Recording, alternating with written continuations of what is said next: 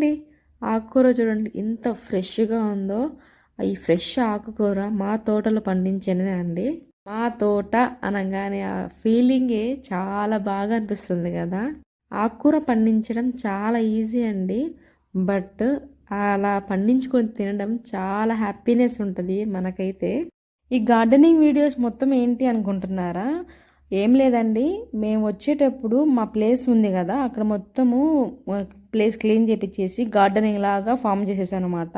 అత్తమ్మకి gardening చేయాలంటే చాలా interest అండి. అందుకే ఇటు వచ్చేటప్పుడు వచ్చేసి వచ్చాము. ఇక్కడ చేద్దామంటే మాకు ఇక్కడ వీలు ఉండదు. అందుకే అక్కడ మా ఇంటి ముందు మనం గార్డెన్ లాగా ఫామ్ చేసుకుంటే మనకి ఇండియా పోయినప్పుడు కూడా చాలా బాగుంటుంది. గార్డెనింగ్లో వీడియోస్ తీయడం అన్నా కూడా చాలా బాగుంటుంది కదా అని చెప్పేసి ఇక్కడికి వచ్చే ముందు మంచిగా ప్లేస్ మొత్తం క్లీనింగ్ చేపించేసి గార్డెన్ లాగా రెడీ చేసేసి వచ్చేసాము.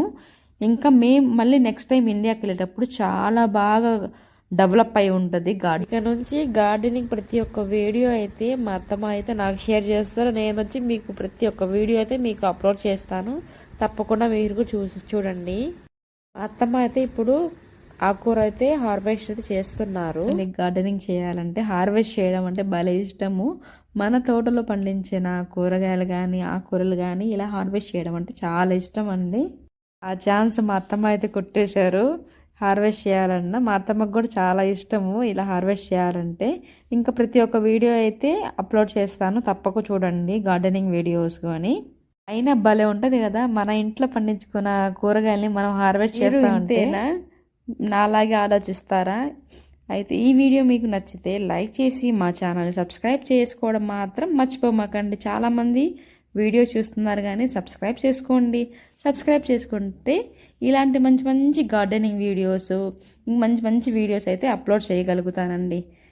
ఇంకా గార్డెనింగ్ వీడియోస్ అయితే మా అత్తమ్మ అయితే ఫార్వర్డ్ చేస్తారు, నేను మీకు షేర్ చేస్తాను. మీరు చూడాలి కదా.